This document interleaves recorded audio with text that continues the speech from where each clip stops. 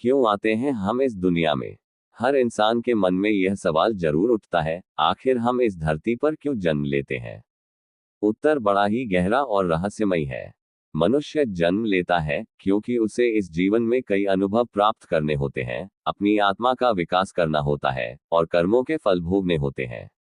इसके अलावा मानव जीवन को आत्मज्ञान प्राप्त करने और संसार से मुक्ति पाने का अवसर भी माना जाता है।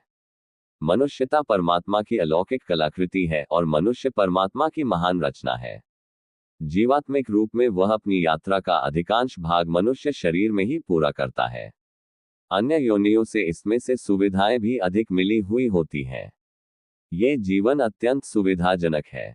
सारी सुविधाएं और अनंत शक्तियां यहां आकर केंद्रित हो गई हैं ताकि मनुष्य को ये शिकायत न रहे कि परमात्मा ने उसे किसी प्रकार की सुविधा और सावधानी से वंचित रखा है। ऐसी अमूल्य मानव देह पाकर भी जो अंधकार में ही डूबता उतरता रहे, उसे भाग्यहीन न कहें तो और क्या कहा जा सकता है। आत्मज्ञान से विमुख होकर इस मनुष्य जीवन में भी जड़ योनियों की तरह काम, क्रोध, मोह, लोभ आदि की कैद में पड़े रहना सचमुच बड़े दुर्भाग्य की बात है। इसलिए ये दो प्रश्न बिल्कुल विचारणीय है कि हमने पृथ्वी पर जन्म क्यों लिया है और इस जीवन में हम सबको क्या चाहिए।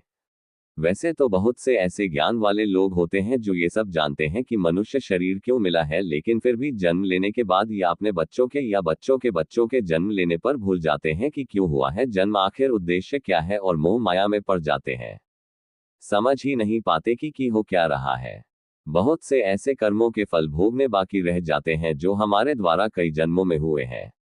उनको भोगना है, इसलिए जन्म होता है इस धरती पर। और उससे भी बड़ी बात यह है कि मानव देह में इंसान का जन्म हुआ है, क्योंकि एक मानव देह ऐसी है जिसमें मनुष्य अच्छे बुरे कर्म की पहचान कर सकता है।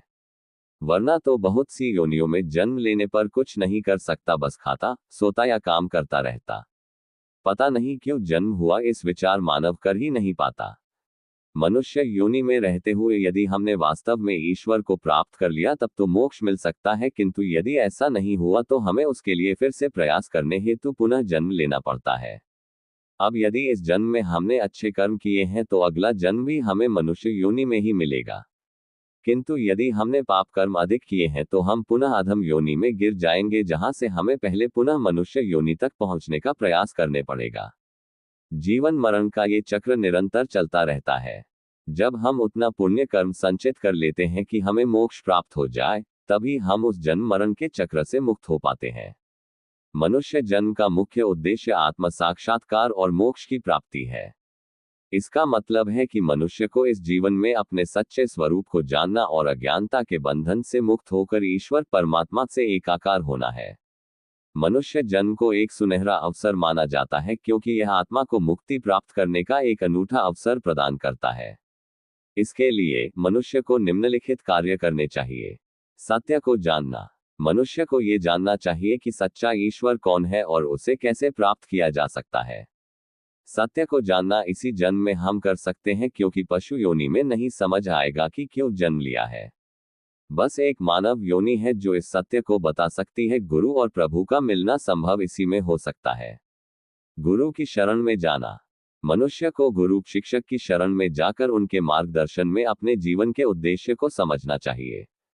गुरु के बिना ज्ञान नहीं, क्योंकि वही एक ऐसे हैं जो हमें रास्ता दिखाते हैं कि क्यों जन्म हुआ है, कैसे पार पाना है इस संसार से। आत्मा का अनुभव और सीखने के लिए। हम सिर्फ शरीर नहीं हैं, हम अनंत आत्मा हैं। आत्मा इस दुनिया में आती है ताकि अनुभवों के माध्यम से सीख सके प्रेम, धैर्य, क्षमा, करुणा और सत्य। हर जन्म एक पाठशाला है और हर अनुभव एक किताब। अधूरे कर्म पूरे करने के लिए हमारे कर्म अधूरे रह जाते हैं। अच्छे या बुरे, हर कर्म का फल आत्मा को चखना ही पड़ता है।